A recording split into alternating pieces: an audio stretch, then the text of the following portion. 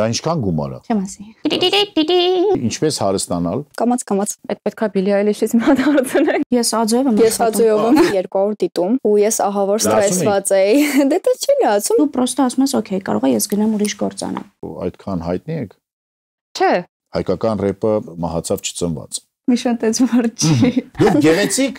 աղջիկական հիփ-հոփ եք երգում։ Ես խոսում եմ այն իսկական հիփ-հոփի րեպի մասին։ Բայ այդ մասը մոնտաժ կանենք։ Monk 3-ի եթերում Gloom of Triptych ոդկասթն է եւ այսօր մեր խոսակցության թեման կլինի մեկ երգի ֆենոմեն։ Ես կզրույցեմ 3 գեղեցկուհիների հետ։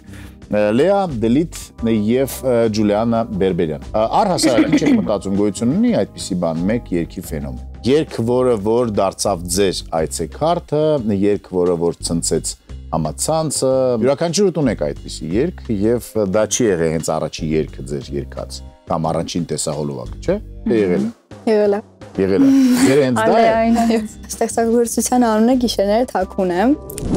Շատ գեղեցիկ մի օր սպոնտան որոշեցինք, որ պետք է ես երգ գրեմ, ես իմ մասնագիտության գրաֆիկ դիզայներ եմ ու մանկուց շատ էի սիրում իրականում երաժշտությունը եւ փորձում էի ինքնուրույն տիրապետել տարբեր գործիքների, գրում եմ Գիշերները թաքուն եմ, մոտավորապես այդ երգը գրել եմ 2-3 տարի առաջ, բայց իրան նոր եմ կարողացա թողարկել։ Այդ երգը իմ կարիերայի առաջի, այո, երգն է։ Եվ ամենահայտնի։ Եվ ամենահայտնի։ Բա մնացածը ինչու։ Դրանից ճիշտ ասած երգը դուրս է եկել մոտավորապես 5 ամիս առաջ, ես դրանից հետո թողարկել եմ 2 եւս երգ եւ վերջի երգը իրականում կայծակներին արագությամբ առաջ չի գնացել, բայց շատ շուտով եւս 500,000 դիտում է հավաքելու։ Կամաց։ Այդ երգը, որի մասին խոսում եք, թաքուն երգը ունի այս պահին 1,600,000 1,600,000, բայց եթե ընդհանուր դիտումներով նայենք, այսինքն դիտարկենք նաև Apple Music, Spotify եւ բոլոր մնացած հարթակներով, գալիս է մոտավորապես 2.5 միլիոն։ Ինչու՞մն է ֆենոմենը ըստ ձեզ։ Իմ համար կարևոր է համ երգի երաժշտությունը, այսինքն բիթը կամ երաժշտությունը, համ էլ տեքստը ու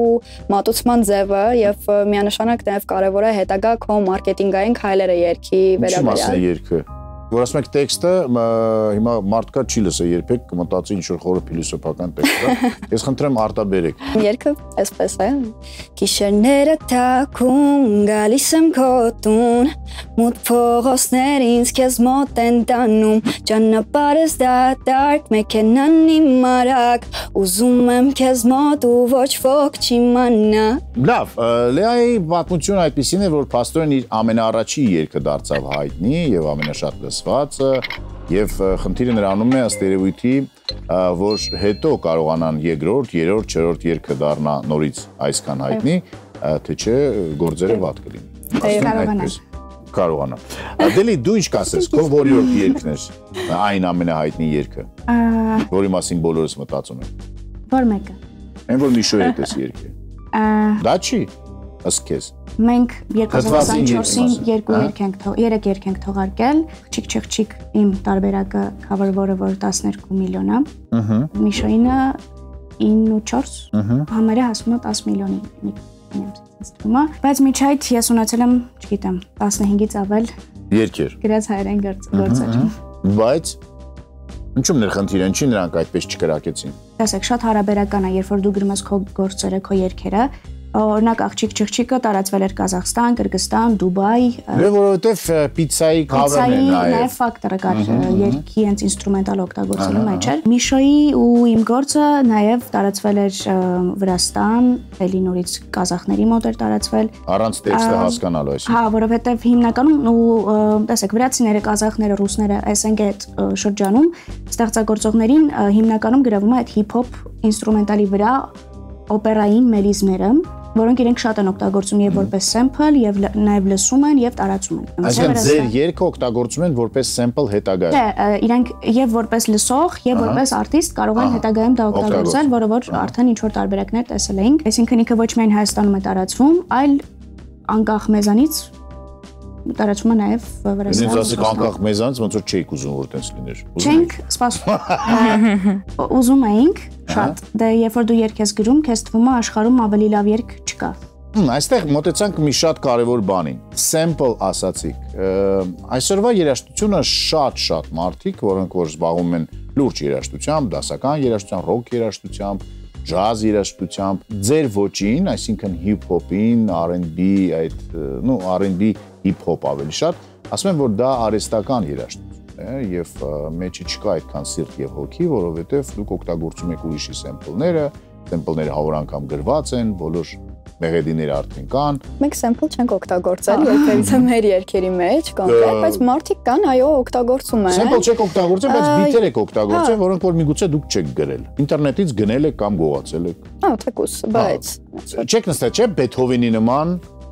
մտածել գրել, չեք նստել Ջեյմս Հետֆիլդի նման։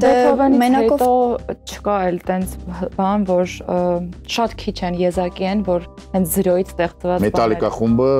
Այդ եմ ասում, շատ եզակի են, շատ քիչ են, բայց ընդհանուր առմամբ, այսինքն ինչ որ բաներից այսպես թե այնպես հիփ-հոփ աշխարհում համաձայն եմ, այո։ Հիմա բիթերի հետ ծանոթանում ենք, օգտագործում ենք, ինչ որ բանի հետ կապում ենք ու ինչ որ մերն ենք ստանում։ Շատ դեպքերում կախված է նաև թե արտիստը ոնց է մատուցում։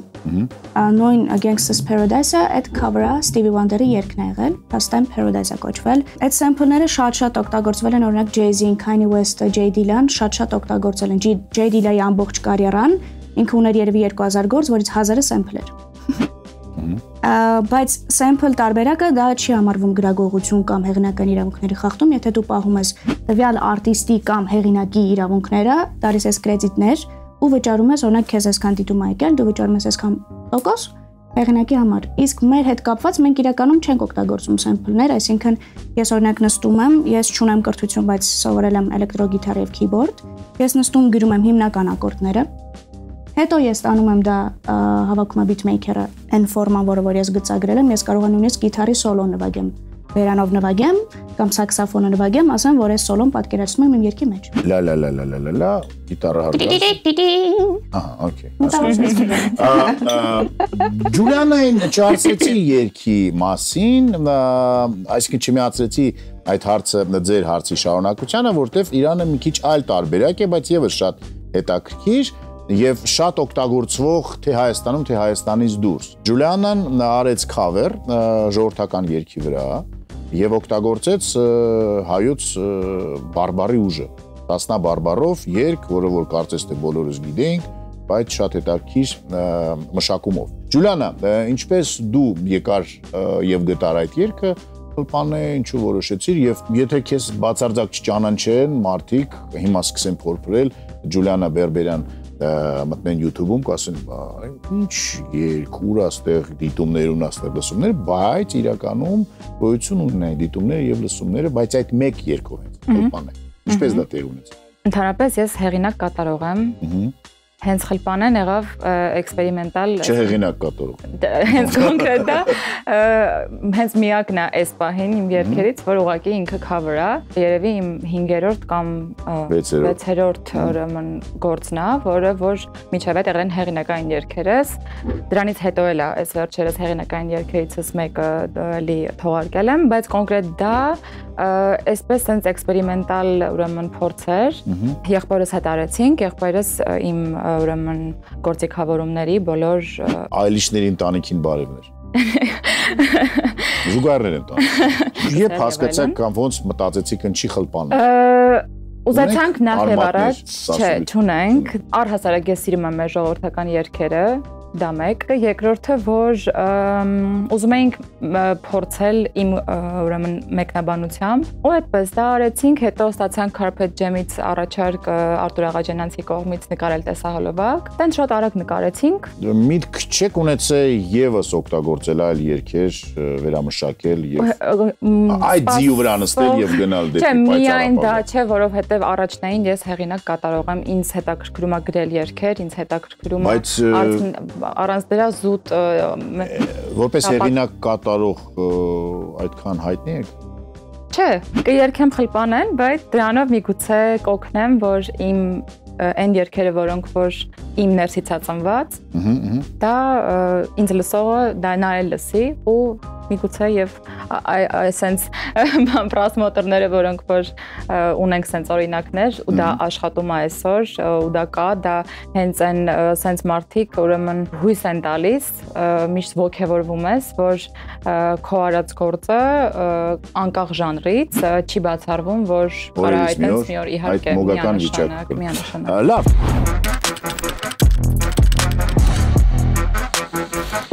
Հիմա անդրադառնանք ձեզ երկուսի։ Լեան չասեց, որ իր երգում գոյություն ունի եւս մեկ անձնավորություն։ Այո։ Աշ։ Այո։ Որը որ բերեց, չէ՞ ինչ-որ դիտումներ, հետաքրքրություն, թե կապ չունի։ Եթե Աշը չլիներ, ես լինեի Աշի տեղը։ Չէ, իրականում էլի կհավաքեր դիտումներ։ Ինչ բարի եք։ Դելիտ, ինչ բարի եք։ Իսկ եթե Միշան չլիներ ձեզ մոտ, չէր հավաքել։ Միշայի ֆակտորը շատ կարևոր է մեզ։ Իսկ Աշի ֆակտորը։ Խոստովան։ Մի ամաչասով։ Տեսեք, իրականում հիմա ինչ եղել է, ես դրա արդյունքն եմ տեսնում։ Չեմ կարող հստակ ասեմ, արդյոք որ ինքը չլիներ նույն ձև առաջ կգնար։ Չեմ կարող հստակ 100% ասել, ես կարամ ուղղակի փաստացի ասեմ, թե ես ինչքան դեր եմ ունեցել երգը ստեղծելու process-ում եւ ինչքան է իր դերը եղել կոնկրետ երգը ստեղծելու process-ում։ Ինքը հրավիրված աստղ էր, հավասարազոր ուժ էր։ Չէ, իրականում ես ու ինքը կարելի ասել շատ սկսնակ արտիստներ են եղել։ Այսինքն չէ որ ինքը ունի մեծ բանակ, որին դուք դիմել եք, որ այսինքն այն ինչ որ տեղի ունեցավ Դելիտի պարագայում, որ Միշոն արդեն շատ հայտնի անձնավորություն է։ Ես համոզված եմ, կան մարդիկ, որոնք որ միգուցե մտածել են, որ միգուցե Դելիտի պրոդյուսերները, եթե կային այդպիսի մարդիկ, զանգել են Միշոին եւ ասել են, այսքան գումար գտնանք երգի։ Միշոնի համաձայն։ Նա դուք ասես, որ դա այդպես չէ, ես գիտեմ։ Միշոն ճանաչելով գիտեմ։ Միշոն տես որ չի։ Հա, բայց մենք հասկանում ենք, որ ձեր աշխարհում, ձեր բնակավարում դա սովորական բան է եւ ես օրինակ գիտեմ, որ Snoop Dogg-ին կարող ենք զանգել հենց հիմա։ Այդ մարդը գումար կասի, price list ունի։ Եկա ասի, խնդիր չկա։ Չէ, երկն է չի լսի, ասի, օքեյ, եկեք անենք։ Կարելի է, չի կարելի, սխալ է, ճիշտ է։ Ամեն պարագայում պետք է երգը անել այն, պետք է զգաս ում հետ ես ուզում դուետ անել, ում հետ չես ուզում դուետ անել։ Աշի հետ եք ուզում Աշի, ես կարամ շատ փաստ ունեմ ապաստ, որ իմ համար նախ եւ առաջ իր ձայնի տեմբրը շատ դուր եկան է միշտ եղել։ Միայն Իրանը։ Իրանը շատ եմ ֆիքսել ու ես միշտ ուզում էի էքսպերիմենտ անել եւ հայերենը ռուսերենի հետ խառնել, որովհետեւ շատ մեծ ցանկություն ունեի, որ ուրիշ երկրների մարդիկ, ովքեր որ չեն հասկանում հայերենը, բայց նաեւ հասկանում են ռուսերենը, լսեն հայերեն երգ եւ չհասկանալով թեկուզ իմ գոլն էր, այսպես ասած, ու քանի որ ես տեսել էի, որ Աշոտը ստեղծագործական ոնց որ կյանքն է վարում, տենց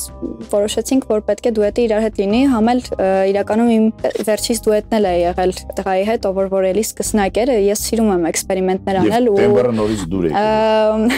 Այս պարագան մի քիչ ուրիշ էր, այս պարագայում սիրուն շատ տեքստ էինք մենք գրել իրար հետ։ Այս ինքն էր սիրուն։ Չէ։ Ով է որոշում տեքստի գեղեցկությունը։ Դու քո ներքին ձայնն է դա։ Այսինքն դա սուբյեկտիվ կարծիք։ Իհարկե։ Հիմա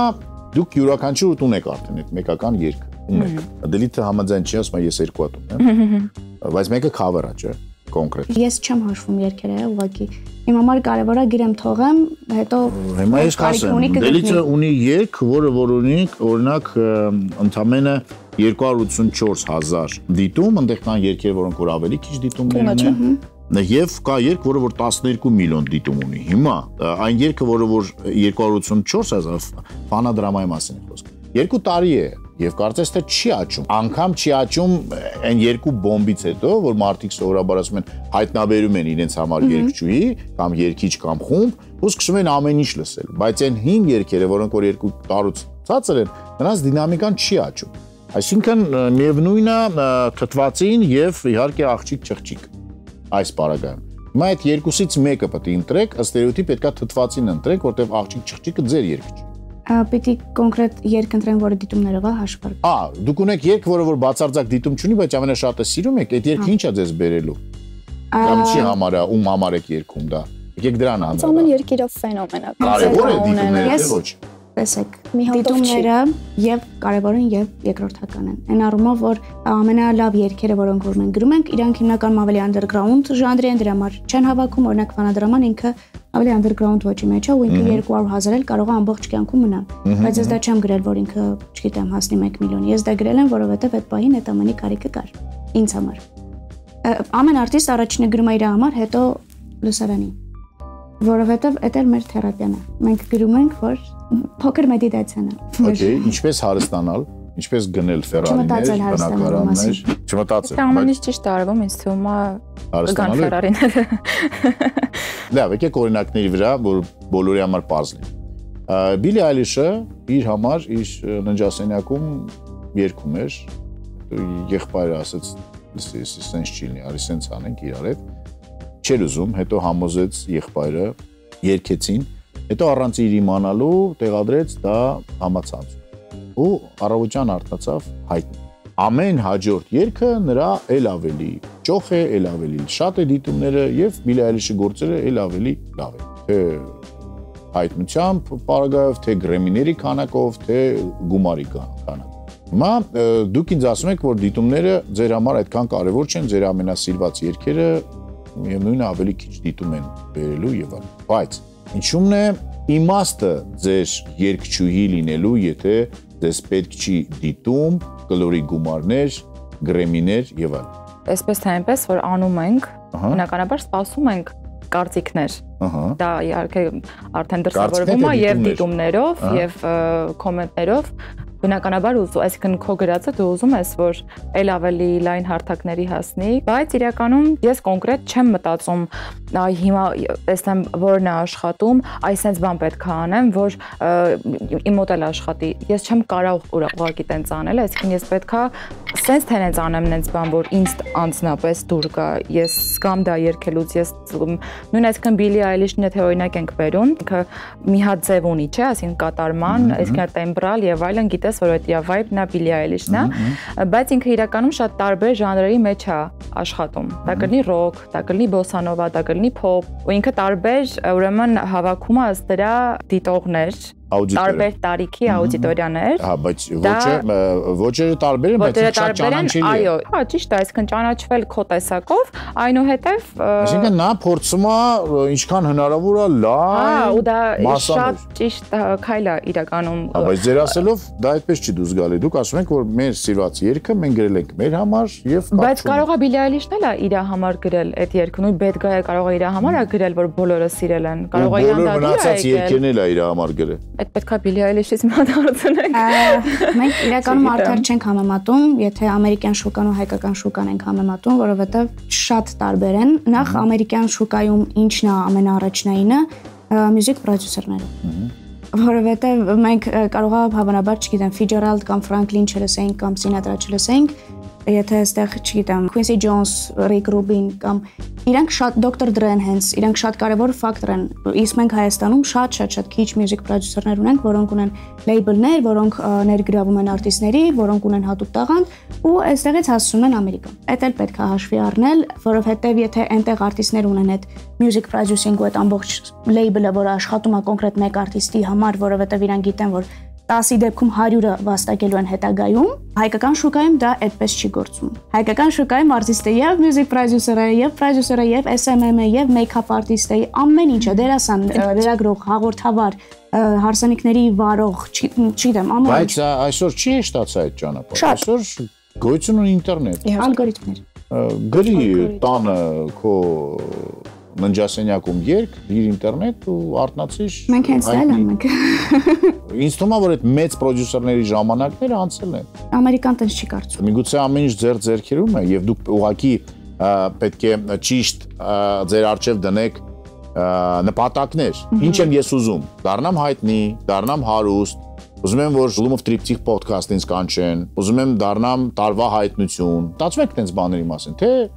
Թե ուղղակի մտածում ենք ինչի՞ չէ, ես անձամբ մտածում եմ ռոմանտիկ, ասում եք չէ, այդ ռոմանտիզմից է դեղին տերևի մասին երկու պետք է գրեմ։ Այդ դեղին ռոմանտիկ տերևի մասին դու ի սկզբանե, եթե օրինակ ես տենց դրա մասին մտածելով, եկել եմ նրան, որ չէ, մենակ քո համար գրելով, մենակ քո ընտանիքի անդամները քեզ լսելով, այսինքն կոնկրետ ինքը մարդ կա, որ դա իրան բավարարում է, ինքը դա անում է հենց շատ փոքր կրուգի համար, այսպես ասած, ու դա էտել է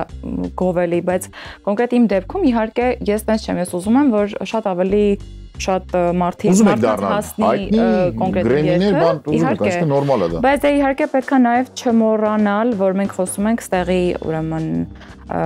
շուկայի մասին, այստեղի ժանրերի մասով, այս վերջին մի քանի տարիների ստեղի ժանրերը ինչ է։ Նկատի ունեմ Հայաստանում առհասարակ շատ մեծ view-եր այն տարիներ առաջ ունենում էին հիմնականում ոչ այդքան շատ ճաշակով երաժշտությունը։ Okay, ռաբիզը շատ։ Լավ երաժշտ։ Այդպես չէ։ Հիմա էլ է այդպես, բայց դրա այդ մեկտեղ հիմա կողքով հիմա մի գնան, տեսեք ինչքան Այդ եմ ասում, հիմա դա կա, սենսենից ռաբիզը չենք մոռանում, ռաբիզը մեզ հետ միշտ լինելու է, բայց ռաբիզը կա դուրս եկավ։ Բայց Արամ Ասատրյանի երկրը շատ սիրում ենք։ Ում Ես Տիգրան Ժամկոչյանն եմ սիրում։ Տիգրան Ժամկոչյանը կամ Իսկ ում չեք սիրում եկեք։ Ավելի հեշտ ասել ում սիրում։ Չէ, դա ավելի ավելին։ Top 10-ով ռաբիզը։ Գրիշային ենք սիրում։ Գրիշա։ Ֆանտաստիկա։ Դա ում չեք սիրում, հələ ասեք։ Հանի ցուցակը։ Չեմ ուզում, որովհետև ես մի անգամ էլի գնաց։ Ասել եք անգամ։ Մի անգամ երկ դրեցին, ասի որ չգիտեի անգամ ով է ճիշտ ասած երկու։ Իմանանք ում չենք սիրում, բայց հայլասա իմանանք ում երկացանկը չենք։ Դու ես չեմ կարող բացատրել։ Երկիչը գրել էր քեզ, հա։ Չէ, երկիչը չէ, իրան լսող ամբողը ինձ։ Ինչ պետք է անել, որ մեր հարսանիքներին, ծնունդներին եւ կնունքներին մարդիկ լսեն ոչ թե այն երաժշտությունը, որի մասին դուք անգամ չեք ուզում խոսել, վատ որակի մասին է խոսքը, այլ ձեր երաժշտությունը։ Մենք չենք նայում քանակին դիտումների, մենք նայում ենք որակին, մասային, թե ովքեր են մեզ լսում, ովքեր են պատրաստ գումար։ Քանակը գումար չի բերում։ Չէ, օրինակ մարդիկ կան, որ քանակ կա, որ քեզ նայում է, բայց իրանք պատրաստ չեն, օրինակ նույն տոմսը գնել, գան քեզ տեսնեն ու վայելեն քո երաժշտությունը, բայց մարդկանց նաև ամբողջ կա, ովքեր որ պատրաստ են։ Եթե մենք խոսում ենք համալիրի մասին, միգուցե դեռ պատրաստ չեն, բայց գոյություն են փոքրիկ ակումբներ, դա մեկ, երկրորդը Եթե դուք ճիշտ եք տեղադրել ձեր երաժշտությունը համացանցում, ըստ էության դրանից է գումարներ պետք է վաստակել։ Բայց դա այդքան շատ չի Հայաստանում, որովհետև մենք նույն YouTube-ում ինչքան էլ գումար ենք աշխատում, YouTube-ը դեռ այստեղ աշխատում եք։ Այո, բայց քրթակություն է։ Իսկ ինչքան է լավ, եկեք ինձ պատմեք, ինչքան մաքսիմալ գումար եք աշխատել YouTube-ից եւ Spotify-ից, եթե դա պետական գաղտնիք չի։ Հարկային է մեզ լսում է իհարկե, բայց Ես ԱՁ-ով եմ աշխատում։ Ես վախենալու բան չունի։ Ինձ շատ արագ է Ջուլիանը դրեց, որտեղ դեռ չի աշխատել գումարից, թե աշխատել, ինչքան։ Տենց քիչ։ Ինչքան է դա, $100, 200, 1000։ Տենց միչև 1000-ից 5000։ Տենց 1000-ի կարգի 2000, տենց մաքսիմում։ 2000 Դուք ինչքան։ Չեմ ուզում շեշտել ոչ մի գումար, բայց ասեմ, որ վերջին 2 տարվա մեջ կարողացան գնել Ferrari։ Չէ։ Բնակարան Երևանի կենտրոն։ Այդ տեսակ գնեմ։ Բանը ձեր վաստակած գումարը։ Ուրիշ բան եմ ուզում ասել։ Վերջին 2 տարվա ընթացքում տեղադրած բոլորը թե իմ հեղինակային գործերը, թե եւ աղջիկ չղջիկ եւ այլն, մոտավորապես գրանցել են 30 միլիոն դիտում։ Okay, դա ինչքան գումար է։ Չեմ ասի։ Ինչի՞ բեր։ Նենց խառն է գալիս, իրենք ամեն 2-3 ամիսը մեկ է գալիս, ես պետք է նստեմ հաշվարկեմ 3 ամիսը մեկ է գալիս։ Ամենամեծ գումարը, որ դուք ստացել եք։ $5-6,000։ $5-6,000 մեկ 3 ամսվա ընթացքում։ Դա բայց շատ քիչ է իրականում, որտեղ դուք ավելի շատ եք ծախսում։ Ես շատ ավելին եմ աշխատել այդ երգերը լայվ երգելով ու համերգներով։ Այսինքն համերգները ձեզ հրավիրում են։ Ես հարսանիքներին են հրավիրում։ Ինչ արժե ձեր ելույթները, դրա մասին չեն կարող խոսել։ Ոնց են մարդիկ իմանում, $10,000 դա, $5,000։ Իմ էջում կա նշված հեռախոսամար, զանգում են բոլոր այդ հարցերով։ Իսկ ինչու եք վախենում խոսել դրա մասին։ Որովհետև դա մեր հետ կապ չունի, արտիստը գրի, վերջացնի ամեն ինչ ստեղծագործի։ Իսկ ամբողջ պրոցեսը պետք է անի պրոդյուսերը։ Բավարարում է ձեր այն գումարներ, որ դուք աշխատում եք։ Գոհ եք։ Շատ բարի։ Ջուլիանա դուք։ Դեռ գործ չի։ Չեմ ասի, որ շատ գոհ եմ։ Լեա, դուք ինչ կասեք։ Ձեզ հրավիրում են հարսանիքներ երգ։ Հա, իրականում թաքունից հետո հրավիրված եմ եղել։ Թաքուն հրավիրում են։ Թաքուն հրավիրում եմ, թաքուն էլ եկել եմ։ Համացանցից ինչքան ամենամեծ գումար որ ստացել եք երեք ամսով։ Ես եմ լռում այդ թեմայով, մերսի։ Դելիթի չափ թե քիչ ավելի։ Չէ, քիչ, որովհետև ես նոր եմ։ Լավ, եկեք նաև խոսենք հանրահայտ դեմքերի մասին։ Գոյություն ունեն այսպես մեկ երկի երգչուհիներ, երգիչներ, խմբեր, չգիտեմ, եկեք հիշենք Eagles խումբը եւ ամենահայտնի երգերից Hotel California։ Շատ քչերը գիտեն, որ Eagles խումբը ունի 7 կամ 9 ձայնասկավառ։ Բայց հիմա որ յուրաքանչյուրիս նստածնեն ժամանակի մեքենա, տանեն 90-ական կամ 80-ական եւ խաղմասում սկսեն երիկամներին հարվածել, քանի երկ կհիշեք Eagles խմբից, բացի Hotel California, կհիշեք։ Չեմ հիշի, բայց ես Eagles շատ եմ լսել փոքր ժամանակ։ Так, ну Tequila Sunrise, գոյություն երբիսի երկ։ Լավ, Titan Tarantula խումբը, հիշում եք։ Չէ։ Атрасвета до заката ֆիլմը տեսել եք։ Սալմա Հայկը որ երգում է, պարում է սեղանները After Dark։ Ուզում ասեմ այդ մարդիկ Ես վերջերս մտածում էի էլի ով է մեկ երգի այսպես ասած ֆենոմեն, նույն հարսանիքի էի գնացել երգելու ու հրավիրվել էր Մոջոն նաև, ինքը շատ հայ։ Ու ես իրականում սկսեցի լավ խորանալ, մտածել ասում էի ոչ մի ուրիշ երգ ես իրանից չգիտեի, բայց ինքը այդ մի երգով ինչև հիմա ներկայանում է եւ գումարը աշխատում։ Հիմա եկեք հասկանանք, որն է ավելի ճիշտ՝ լինել Metallica խմբի նման, Michael Jackson-ի նման, Led Zeppelin-ի նման։ Օրինակ, Led Zeppelin-ի կարծես թե նո տասնյակ երգեր չէ կան։ Հա, նայեք, այն ժամանակ խնդիրը այլ էր։ Եթե մենք համեմատականներ ենք տանում, պետք է հասկանանք, որ այդ մարդիկ սկսել են 60-ական թվականներին, 60-ականների վերջ, 70-ականների սկիզբ, եւ այն ժամանակ նրանք պետք է դուր գային ինչ-որ ռադիոյում աշխատող DJ-ին։ Անձնական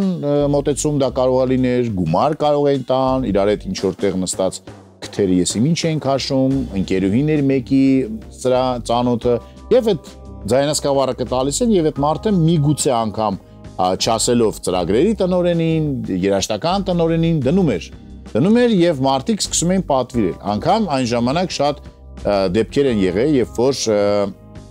խումբը հավաքում էր երկրպագուներին եւ օրինակ սկսում են զանգահարել ռադիոկայան եւ ասել, դուք Led Zeppelin չեք դնում, ասում են, չէ, ինչ Led Zeppelin, մենք չգիտենք տենց խումբ, ո՞նց չգիտեք տենց խումբ։ Led Zeppelin-ը ամենալավ խումբն է, բան, ու հարյուրավոր զանգեր այդպեսի, բայց իրականում դա արել է որ մենք 10 հոգի։ Եվ այդպես այդ մարդիկ գնացել են առաջ, այդ ժամանակ դա այդպես էր։ Այդ ժամանակ չկար ցանց։ Եթե պատկերացեք որ Led Zeppelin-ը հիմա լիներ,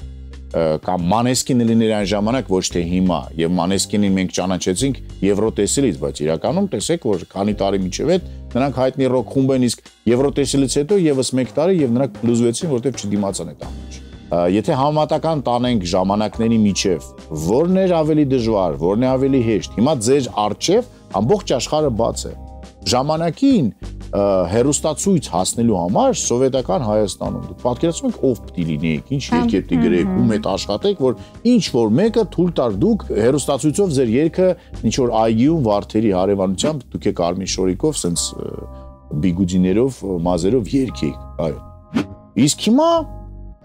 Դե ամեն ինչ ավելի այլ։ Ոչ հերոստատեսությունն է պետք մեծ հաշվով, ոչ ռադիոն է պետք, որտեվ հերոստատեսությունը եւ ռադիոն է գալիս ձեր հետևից։ Գալիս են ասում են երեխեք, էս ինչ լավ երգ ունեք, կարելի է մենք էլ ունենանք։ Ինքներդ այդ բոլոր պատուհանները եւ դռները բացում եք ոդկով։ Դենց չէ որ ծեծում եք զուժ բացում եք։ Հենց հարվածում եք եւ մտնում եք այդ աշխարհը։ Ինչքան է հեշտացել դա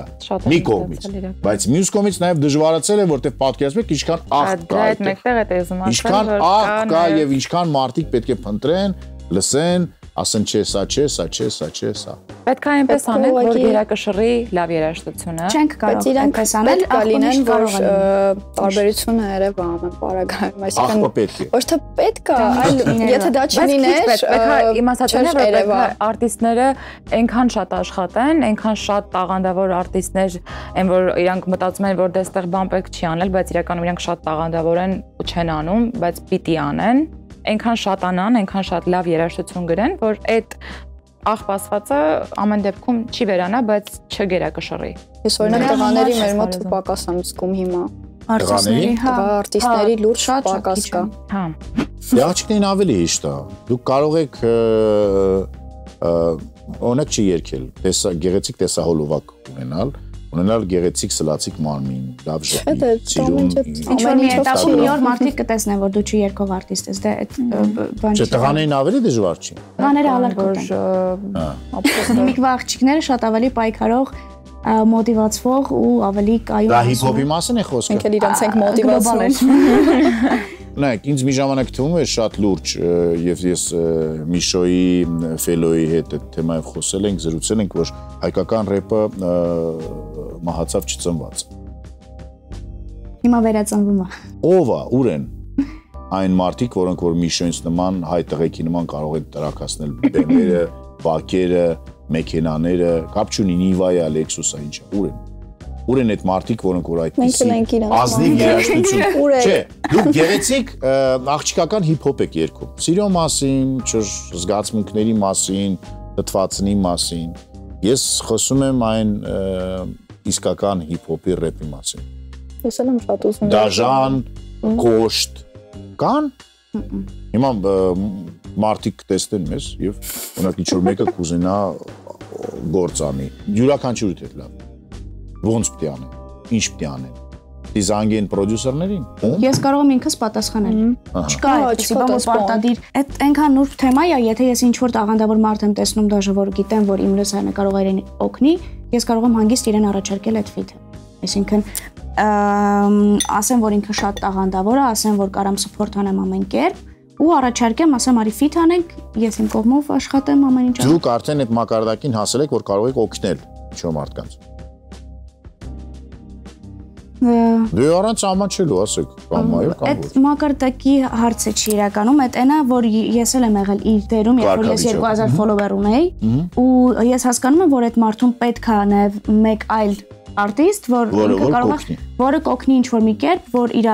լսանը շատանա, ինքը ավելի մոտիվացվի, էլի գրի, որովհետև երբ որ դու անդադար գցում ես ու տենում ես, որ 1000 հոգի է նայում, այդ մոտիվացիան փշրվում է քո մեջ ու դու պրոստը ասում ես, օքեյ, կարող է ես գնամ ուրիշ գործ անեմ։ Ես ունեցել եմ շատ տենց էտապներ։ 9.4 եւ 12 միլիոն դիտում, ձեր ամենաշատ դիտվողը եղել է 2 միլիոն այդ բալադը նույն չէ, 1.5 միլիոն այս ձմեր եւ այլն, եւ նրանք բավականին երկար են գնացել, ճանապարհը բավականին երկար է եւ դրանից ցածր ունեք էլի այնտեղ 40,000 կա եւ այլն։ Ով է որոշում այդ ճանապարհը, օրինակ ինչքան ժամանակ եք դուք տալի ձեր երկին, որ հասկանաք, որ դա արժանի է կամ ճիշտ է կարի ամեն ինչ։ 1 տարի, 5 ամիս, 4 ամիս, դա հասկանալի է մի անգամից։ Որ այդ երկը դառավ բոմբ։ Չէ, կարա սկզբից չդառնա բոմբ, կարա մի տարուց դառնա բոմբ, կարա 3 ամսից լինի։ Կարող է բացարձակ բոմբ չլինի, մեկը Սերժ Տանկյանը լսի, կարա 3 տարի հետո էլ դա։ Այսինքն ասածս ինչ է։ Անժամանակ են իրենք իրենք։ Ընտրում համաձայնվել կամ չհամաձայնվել։ Դա ձեզանից կախված չէ։ Դուք երկը տալիս եք համացանցին եւ էլ ոչինչ չեք կարող անել, չէ՞։ Չէ, պետքա ինչ որ ամեն դեպքում գած նույն քո երկին անդառնաս cover-ով, ինչ որ ժամանակ հետո դու կարաս յանանթատ նոր շունչ տաս։ Եթե նա կիսամահացած կամ մահացած վիճակում։ Հա, այսպես սխալ է ասել, անում ենք, թողում ենք ու սպասում ենք։ Տեմպը մենք ենք կառավարում։ Երկի տեմպը, տարածման հիմնականում կառավարում է այդ արտիստը, որովհետև թե TikTok-ով, թե Instagram-ով այդ ամբողջը Այսինքն դա առանձին մի հատ ճանապարհ է, աշխատանք է։ Օրինակ Թաքունը երբ որ նոր դուրս եկավ, չեմ չափազանցնում, առաջի օրը հավաքել էր 200 դիտում ու ես ահավոր ստրեսված էի։ Դե դա չի լացում, բայց ոնց որ Արածդ աշխատանքը ջուր է գա, նեղվեցի շատ, բայց ամեն պարագամ չհանձնվեցի ու ինչ արեցիք, ժիմ սկսեցիք անել, վազել, ասեմ ինչ արեցի, զանգել մարդկանց ասել նայեք։ Իրականում մտածեցի ու հասկացա, որ ինչու ոչ, քանի որ ես ունեմ այդ դիզայնի հմտությունները, կարելի է ստեղծել իմ երգի բառերով մերջ եւ բոլորին բաժանել։ Ու դրանից հետո երբ որ բլոգերները թեկուզ թե կամ իմ ծանոթները սկսեցին դա հակնել, փողոցում ման գալ կամ նկարվել դրանով եւ գցել Instagram-ում ու նշել հիշել ինձ, կամաց սկսեց ոնց որ ավելանալ իր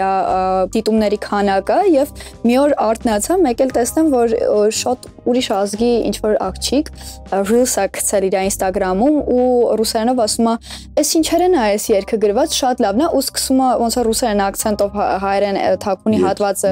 երգել ու ես արթնանում եմ, տեսնում եմ, որ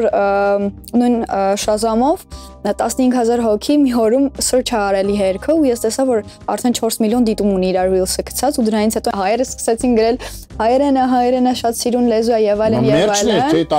Մերչը եւ այդ աղջիկը, այսինքն այդ Չարի մերչը։ Բոլոր աշխարհի մոլորակներն իմ կողքին էին այդ օրը։ Ու ոնց որ այդտենց կամաց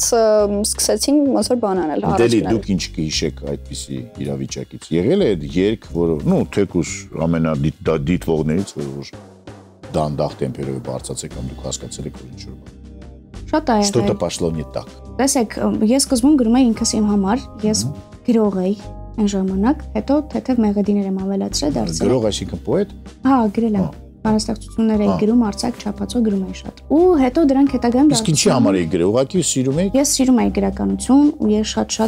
մտածում եք, որ 10 կամ 15 տարի հետո կունենաք տպագրված գիրք, հա։ Ես մտածում էի այդ առումով, բայց ես այդ ժամանակ չունեի ֆինանս հաստատ գիրք տպագրելու։ Արդեն ունի։ Հիմա ժամանակ չունեմ։ Հա, ձեր համար գրում եք, հետո ինչ եղավ։ Մինիմալը գրում եմ, եւ որպես երաժշտություն եւ որպես խոսք, մենք իրեն գցում ենք ու ինքը 40 թե 50000 դիտում է հավաքում։ Այդ ժամանակ դե ես ոչ TikTok-ից եմ գլուխ անում, ոչ մի բանից։ Դա մեր թվարկությունից առաջ էր երբ։ Ես այդ ժամանակ իր երգը լսել եմ։ 18-19-ը։ Մենք գցում ենք երգը, բայց ինքը մի քանի ամիս հետո մտնում է տրենդ, մարդիկ սկսում են քաղաքի այդ կադրերը լուսանկարել, չգիտեմ, այդ երաժշտության տակ։ Ու ինքը հավաքում է միլիոնից ավել դիտում։ Նույնը այս ձմեռ, այսինքն երգեր կան, որոնք իրանք սեզոնային են։ Երբ որ գալիս է ձմեռը, մարդիկ ռոմանտիկանում են ու սկսում են դա լսել։ Ջուլիանա, դուք ինչ կասեք։ Երբ հասկացաք, որ խլպանեց։ Carpet Jam-ից հետո որ նկարեցինք տեսահոլովակը, հասկացաք, որ արդեն հայտնի եք։ Չէ դեռ։ Տաքսիում անվճար կամ։ Իհարկե եղան շատ մարդիկ, ովքեր որ նաև support արեցին։ Կամ share էին անում, արդեն ինչ-որ ժամանակ հետո անգամ delete-ին ես կարողացնեմ, որ ես արել եմ։ Այո։ Ինքը share արել story-ով։ Սիրում եք իրար։ Մենք այսօր առաջ անգամ ծանոթացանք, բայց իրար ես շատ եմ հետևում։ Բայց նախանձությունը բան չկա։ Adekvat մարդկանց մոտ չկա նախանձ։ Մենք շատ support ենք անում, բոլոր ջահելությունը իրար շատ support։ Իրականում ես բնակարարում։ Մեսրոպ Մաշտոցը ինչքան support ասեցիք, այդքան պտտվեց։ Աջակցում ենք, աջակցել։ Տգոսներից ենք տալիս։ Ես միշտ երբ որ տեսել եմ ինչ-որ արտիստների, ովքեր որ տենց առաջ են գնում, լավ երաժշտություն են անում, այդ մենակ ինձ ուրախացնում է։ Միայն ուրախացնում է։ Կա այդպիսի խոսք չէ շատ հայտնի թևավոր, որ ասում են մենք հսկաներ ենք, որոնք որ կանգնած ենք տիտանների ուսերին։ Հիմա քավերները ձեր կյանքում յուրաքանչյուրը տարել եք cover, Հավրիկ։ Քավրիկ։ Դու ունեցել ես 2 cover շատ լավ, որ ինձ դուր են գալի։ Kiss Me օրինակ, շատ գեղեցիկ ձեով ես ներկայացել այդ երգը։ Շնորհակալ եմ։ Այդ cover-ները, որ անում եք, ինչի համար եք դա անում, որ ել ավելի հայտնի դառնաք, օգտագործում եք նրանց փայլը, որ մի քիչ է ձեր վրա լույս ընկնի, թե փորձում եք ստեղծագործել, մարզվել միգուցե, եւ ճիշտ է cover-ներով առաջ գնալ։ Այսօր միլիարդավոր դիտումներ ունեն մարդիկ, որոնք որ, չգիտեմ, Լեո Մարաչիոնի, ճանաչում եք այդպիսի նորվեգացի, որը իտալական արմատներ ունի, որը որ գիտար մետալ է երգում, բայց ինքը փոփ երգերի քավերներ անում։ Մի 500 հատ ունի ու միլիարդավոր դիտումներ ունի։ Բարիտոնային լավ։ Հիմա ասածս ինչ է, որ այդ մարդիկ ինքը ոչ մի բան չի ստեղծագործում, ինքը վերցում է երգը, ծարքում է մետալ քավեր ու ժարի տանում, Lady Gaga, ու իր երգեր կան, որ օրիգինալից շատ է իր դիտումները։ Հիմա նա օգտագործում է պարզապես։ Կարող է ինքը տանը իր համար ինչ-որ բաներ գրում, բայց ես ոչինչ չգիտեմ իր գրածներից։ Բայց այդ cover-ները մեծ հաճույքով եթերում տալիս եմ եթեր։ Հիմա ձեր պարագայում դա ինչ է։ Դա գործիք է, որով դուք օգտվում եք, դա մարքեթինգային քայլ է, շատ հեռանկարային։ Իրականում cover-ների առավելությունը ժամանակի խնայում է, այսինքն դու ցենց ժամանակ ես դնում, որ քո ձևով մեկնաբանես, գործի cover-ում անես, բայց բնականաբար երգը գրված է, բառերը գրված են։ Դա մի քիչ ավելի հեշտ ճանապարհ է, չեմ ասի, որ դա վատ ճանապարհ է, այսինքն կոնկրետ ավելի զուտ հեշտ է հեղինակայինի դեպքում հիմա ամեն արտիստ էլ չի գրում։ Ասում եմ, մեզ մարդ, որը խլպանի օգնությամբ դարձավ հայտնի։ Ուզում եմ ասել, որ ամեն արտիստ չի, որ ինքը գրում է երգ, բնականաբար, ամեն մարդու մեջ չի, որ մարդ կարա ստեղծագործի, չէ, հետևաբար այդ մարդիկ cover-ներով են առաջ գնում, բայց օրինակ ես եթե հեղինակ կատարող եմ, եթե ես գրում եմ իմ երգերը, Այս կոնկրետ ինչը որ ես դա շեշտում եք, դա ինչ է, դա կոմպլեքս է, ինչ է, հա, օքեյ։ Ինչը։ Հեղինակ կատարող։ Որ գրում եմ ու կատարում եմ։ Չէ, դուք անդադ ասում եք, բոլորը շատ եք ասել, մի անգամ ասել եք։ Հա, այդ մասը մոնտաժ կանենք։ Չէ, իսկապես դա ձեր համար կարևոր է։ Զուտ այն եմ ուզում շեշտադրել, որ եթե ես կոնկրետ գրում եմ իմ երգերը, ես գրողը պարակախոսեմ։ Եթե ես գրում եմ, ու սա կոնկրետ ավելի արդեն նշեցի, որ էքսպերիմենտալ ձև է։ Բայց ցանկություն ունեք կամ Lana Del Rey, Sia։ Չէ, ցանկություն չունեմ։ Okay։ Այդ ժամանակը կնախընտրեմ տրամադրել երգ գրելուն։ Իրականում իմ երկու cover-ները եղել են նվեր։ Ում որ սիրել եմ այդ ժամանակահատվածում։ Երկու տարբեր մարդկանց։ Չէ, նույն մարդու։ Իսկ ինչի է դա դարձել այդ ժամանակ։ Լավ բոլոր երգերս։ Դարձել է YouTube-ի իրողություն լավ այդպես ասեմ։ Չէ՞ որ դա անձնական է, չէ՞, թե չէ։ Իրականում սկզբից անձնական էր, մինչև այն պահը, երբ որ նույն այդ մարդը ինձ սկսեց ոդրթել նրան, որ ես սկսեմ վերջի վերջո մտնել այդ այս պարես, իմ երգերը գրել, քանի որ որոշ չափով ստացվում է ու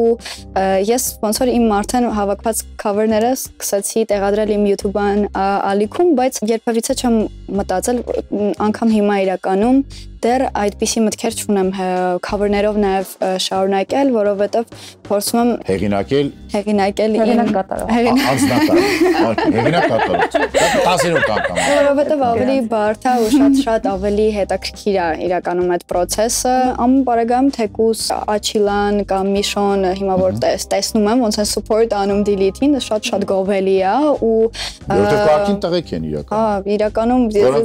դժվարին ճանապարհ են անցել որոնց որ ժամանակին ոչ մեկ չի օգնել, այլ շատերը խանգարել են։ Հետո գիտես ինչ, Միշոյի ու Չիլայի Ֆելոյի պարագայում նրանք շատ արդեն ոչ թե շատ վերևից են նայում, այլ իրենց տարիքի եւ փորձի